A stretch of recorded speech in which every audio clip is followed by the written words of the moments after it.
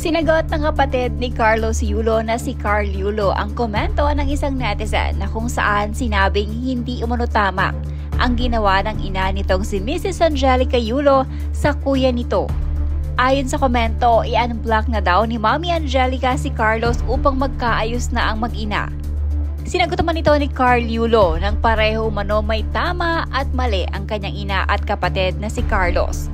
Huwag na daw sana pang makisali pa sa gulo ng kanilang pamilya ang netizen dahil kung siya nga umano kapatid o pamilya ay hindi nakikigulo sa tampuhan ng kanyang ina at kuya, what more pa umano ang hindi nila kadugo. Mas mabuting gawin umano ng netizen ay manahimik na lamang. Your kuya's feelings are valid. Help your mom realize na di tama ginawa niya at wag sanang maulit sa inyo. At sana i-unblock na niya kuya mo. Let the reconciliation start with her. Hoping maayos na lahat. Ayon kay Carl, hello, sorry to say, they both have rights and they both have wrongs. Ako nga, kapatid or family, di nakikigulo sa kanila. Ikaw pa kaya na hindi namin kakilala, nakikiganyan ka? You better shut up. Samantala, nakiusap din sa publiko si Carl na kung pwede manuwag na siyang ikumpara sa kanyang kuya Carlos. Dahil ayon dito, kaya umano niyang gumawa ng kanyang sariling pangalan sa larangan ng gymnastic.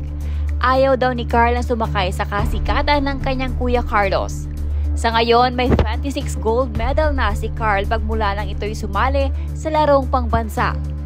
Dahil sa kanyang magandang performance, naniniwala ang mga eksperto na tulad ng kanyang kapatid na si Carlos Yulo, kakayanin din umano nito na magkaroon ng gintong medalya sa susunod na Olympics. Marami namang nakakampansin na maingat na sa mga isasagot si Mami Angelica sa mga netizen na nagtatanong tungkol kay Carlos. Kung nito mga nagdaan ay tila wala itong preno kung nasisiraan na ba nito ang kanyang anak o hindi sa publiko, ngayon ay tila nag-iba na ang ihip ng hangin. Kaya naman ayon sa mga netizens mukhang nalalapit na ang pagkakayos ng mag-inang Yulo. Kapansin-pansin naman sa mga social media update ni Chloe at Carlos na nakalipat na sila sa condo na binigay ng Mega World kay Carlos dahil sa ilang mga larawan at video clip na binahagi ng dalawa. Marami ding nagagandahan sa bagong hairstyle ngayon ni Chloe na kung saan nagpalit ito ng kanyang hair color at nagpakabit ng hair extension. Hindi ba ako nag-gym nga? Pakita ka. Kaya mo, wow!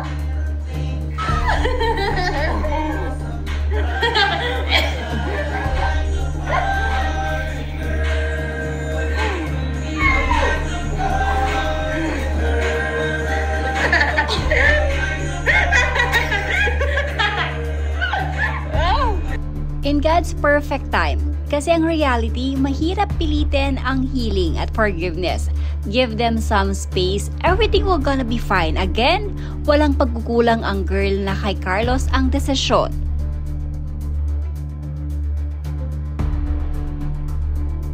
Kung both sides is may bukal sa loob na mag-sorry, maayos yan.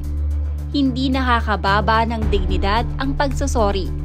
Kasalanan mo man o hindi as long as ayun magiging way para maayos both.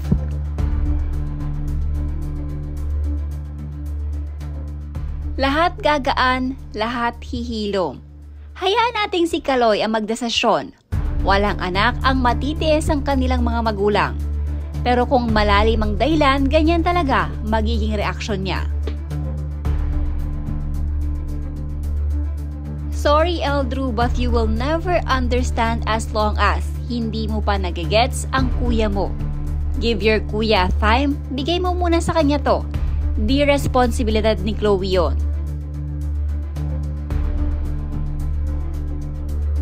I understand the longingness, but don't invalidate your brother's feeling as well. When that time is right, it will happen.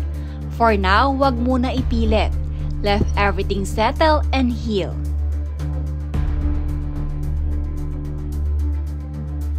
Maintindihan ninyo rin balang araw, kuya ninyo, bakit siya lumayo? Yung trust sa magulang, never nang maibabalik yun. Siguro mapatawad man ng kuya ninyo, nanay ninyo, pero never forget na talaga. Nakakaiyak lang na makita at marinig na humingi ng atensyon or gustong mabuo ang pamilya niya sa kuya niya.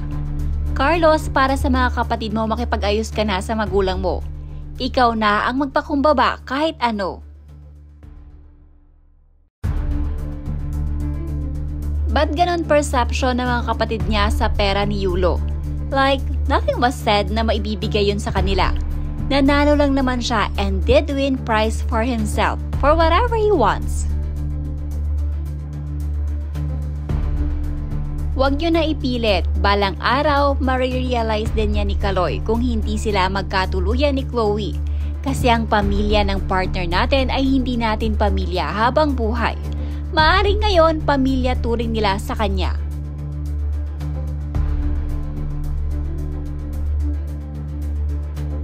Kapag nasa tamang edad na siya, maiintindihan niya rin yan. Pero di nila maiisip yung hirap ng kuya nila. Nagumpisa sa wala. Sila kahit paano andyan nakaalalay na yung kuya. Ang syala naman ng batang to, I might have misunderstood his words because it doesn't sound right. Whatever, let the family solve their issues.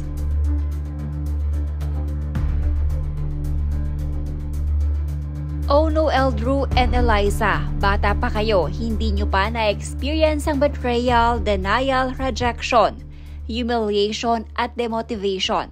Masyadong deep ang sugat ng kuya nyo and it's still bleeding.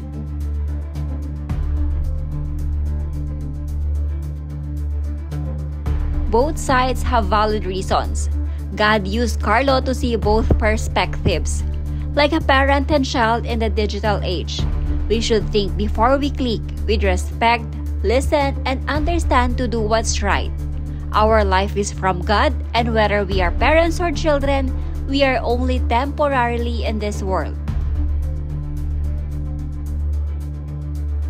God wakes up us to see Carlos' side, but not everyone will understand. Like the scriptures, processing takes time.